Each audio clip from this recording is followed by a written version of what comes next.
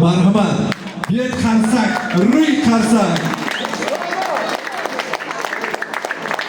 نوری درخشان آمد فیض احسان آمد کیست او کیست او نورو اسماعیل جان است بیاید مرحمت شما را برای سنت یک مرحمت آقای شرف‌الدین جان آقای اسماعیل جان و دیگری آقای ظفر جان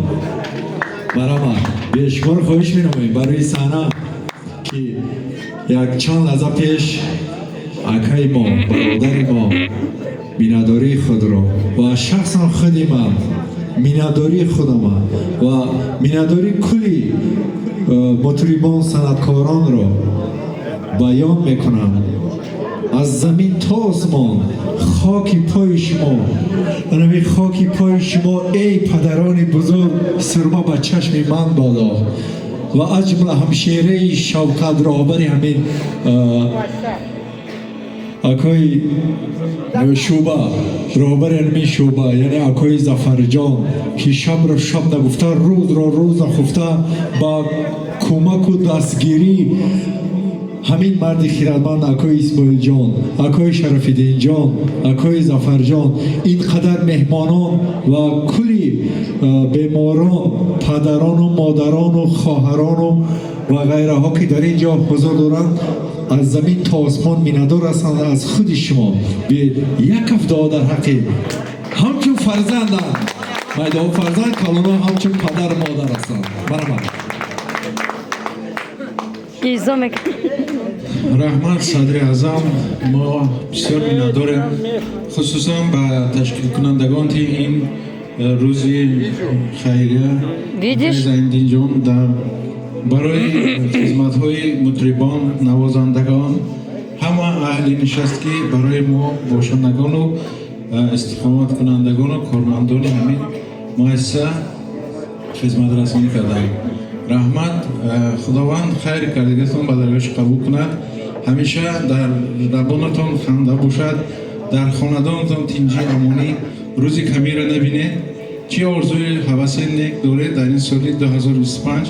انشاءالله همین آرزوهاتون برسید مالش خب دیگر که با دقت همه شما میرسم که امروز یک روز نقض بود من روز افتابی نه بودای همین بود هوای تاجیکستان ما همین افتابی باشد سرور دولتمون تیجمون باشن دیگر همه روحانیت ما کسی که برای یک استراحت شما برای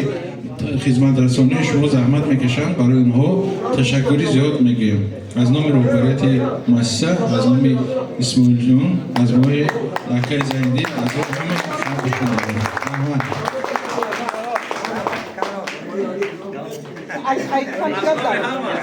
آقای اسماعیل جان آقای اسماعیل جان یا سخنگوی درختی پیر چوبی گور گردد درختی پیر چوبی گور گردد شخص قدرت نداند کور گردد هر کسی نبیند ما و شما را روزی رفشن از این دنیای رفشن دور گردد او شخصانی که نان و نمک از دسترخوان میخواند دانش ما یعنی از انمی مؤسسه میخورند و مقصد استراحت میکنند و غیره ها در اون نان و نمکدان توف میکند پروردگار کور گرداند اما خیلی انسانی کور نمک را کور گرداند و بعد زار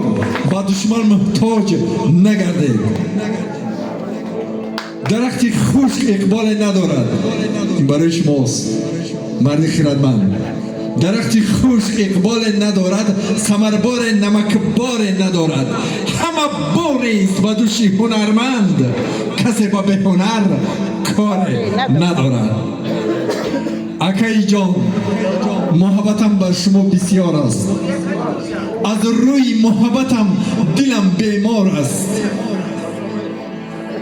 دوستم چی کنم که دشمنم بسیار است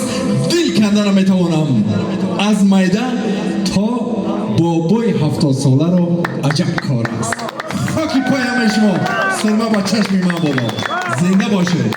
سربلند باشه بار دیگر سال نو مبارک باد زنده باشید و